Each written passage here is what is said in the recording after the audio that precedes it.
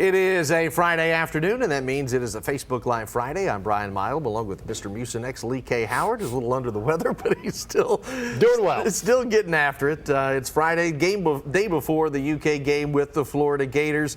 You know, last year, it's almost like, what do we talk about this year? Because for the last X amount of years, at least since I've been in TV, you've always talked about, or we have, can they end the streak? Yeah, can the storyline was simple. Now there's no more streak. Yeah, now it's about Kentucky beginning their own streak. And, right. And I tell you, I enjoy being on this end of the conversation where we don't have to talk about that streak. Sure. I know the players and certainly the coaching staff are glad that they're no longer talking about that streak. But another win for the Wildcats tomorrow starts a positive streak. That's right. And, you know, for years we've talked about the number one song in 1986 was Amanda by Boston, you know, and gas only cost 29 cents a gallon and stuff like that. There is another one, because now I've heard it several times this week.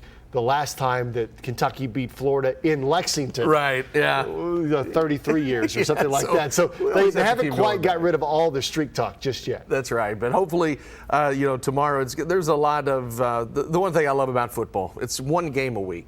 And there's so many question marks that you get to answer at the beginning of the season.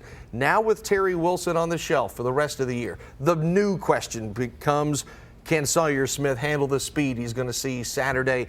Can the offensive line protect the new guy behind center?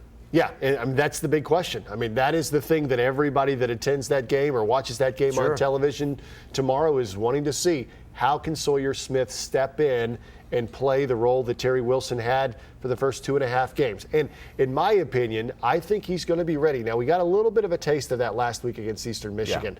But the thing that gives me a lot of confidence is Kentucky is not looking for a quarterback to win a ball game for them. They weren't looking for Terry to do that. They're not going to look for Sawyer to do that as well. Hey, there's Brack. Hey, so didn't see that coming. So Sawyer, he just has to be a good quarterback and utilize all the weapons around him, and I think he'll be fine. Well, one thing I noticed in the 9 pass attempts last week, Sawyer was 5 of 9. They were quick passes. It was a snap, 1 second throw. The touchdown to Lynn Bowden in the corner of the end zone was a snap, get it, go. Same thing with Ahmad Wagner. Snap, wait, now throw. It was not 7-step drop. Obviously, in the shotgun, you're not going to have that. But it was not, I'm looking. And the one time it was, he took off and ran, slid for about 7 or 8, 9 yards, whatever. So it's going to be interesting to see what his timing, his inner clock, how quickly he gets rid of it, what kind of pressure Florida gives, and the offensive line, how much time will he have, and can UK establish the running game? I think that's huge. That's huge. One more thing on Sawyer. I've heard some people talk about, well, now that Terry's not going to be back there under center, they have to scrap that game plan and go with a completely new game plan. I don't think that's the case. I think they keep the same game plan with Sawyer as they did with Terry. He's a guy who has experience running the RPOs. Right. He's a guy that can move. I mean, he can run a little bit. He is not just a traditional pocket passer that's stuck back there to find receivers. So those of you that might think that Sawyer's not a guy who can tuck the ball and get some yards with his legs, that's incorrect. He can absolutely do that. But like you said, the running game is going to be even more important because he may not be able to run quite as effective as Terry. Right, so a guy like A.J. Rose and Cavassier Smoke and even Chris Rodriguez, we need to see big games from them. Yeah, and if you saw last year, if you get on YouTube and see Troy at Nebraska, you will see Sawyer Smith scamper for about 40 yards, you know, right up the middle on a RPO, and but yeah, the running game is big. It's really big, and they've got to hold on to the football. No drops like we saw last week. No fumbles. We've had 2 fumbles at the goal line in 2 games.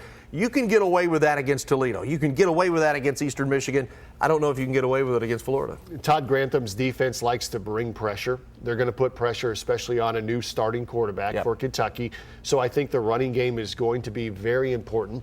Last year, Benny Snell at the Swamp ran for 175 yards.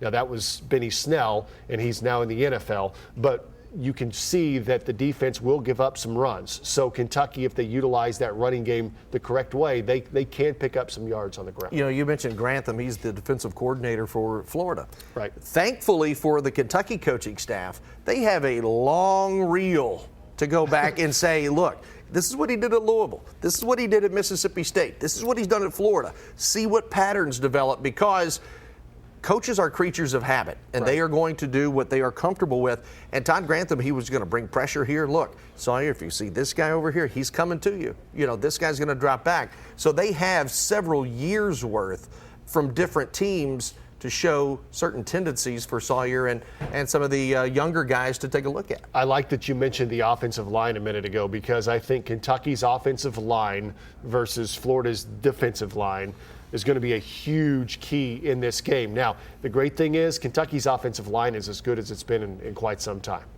Those guys, Logan Stenberg, Landon Young, I mean, those guys up there are really, Drake Jackson, they are really, really looking like an SEC offensive line. We saw that last year in the Florida game, that the Florida defensive line is very good. So I think whoever wins that line of scrimmage battle is going to have an advantage. You know, one thing we had not talked about, thankfully, but I'm going to be that guy to bring it up. Okay. And I think I mentioned it to you last night. The last time Florida was here, total chaos on 2 defensive plays when wide receivers were left literally wide open. Obviously, the second one cost UK the ball game. I don't think you're going to see that. You know as well as I do, you know, coaches are paranoid also, and they're going to sit there and say, do you have this? If you see anything, call a timeout. That was, you know, we talked about breaking the streak against Florida, and now Kentucky can break the streak against Florida at home and whatnot. 2 years ago, we wouldn't be having this conversation right now if just somebody was in front of a receiver. Even going back to 2014, all of these games between Kentucky and Florida seem like they've been close. There was the triple overtime game. There was the game, like you said, 2 years ago in Lexington where they just brain cramp. Yeah, just left the receiver open. That was probably a learning experience for the coaches Slightly. as well. Everybody, yeah. And it's one of those things, fool me once, and you know, I won't do that again. So, and then of course last year you go down there and get the victory. So, the streak may have been what it was, but I think this current group of Kentucky players, they're not intimidated by Florida. They've played with Florida. That's a good point. Ever since they've been in Kentucky.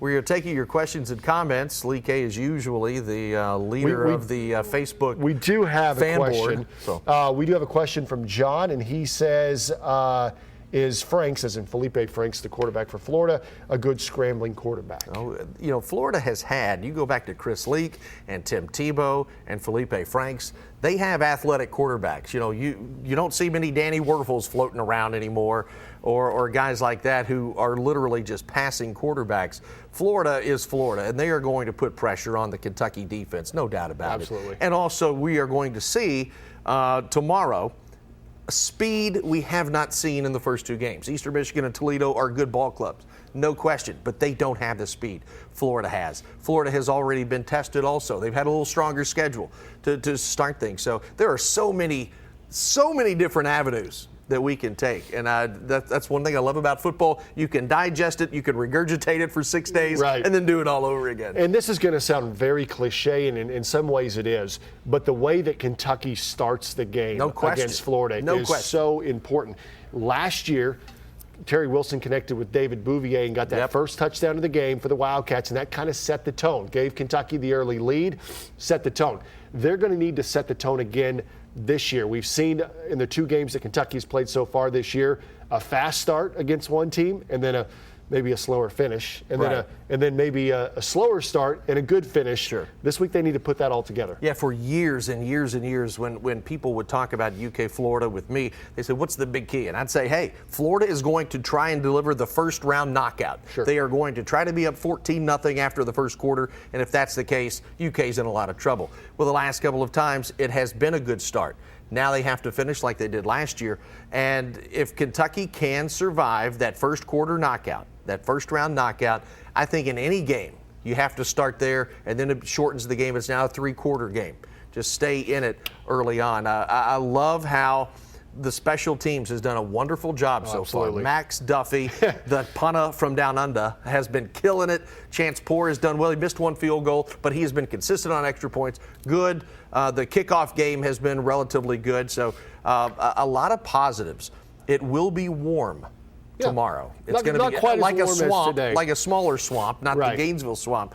One time I would love to see Florida come here in November like they used to back in the 80s. When it was cold. And it just be cold, man. Yeah, you know, one other thing that Kentucky will have on its side in that game is the home field advantage. Game is a sellout.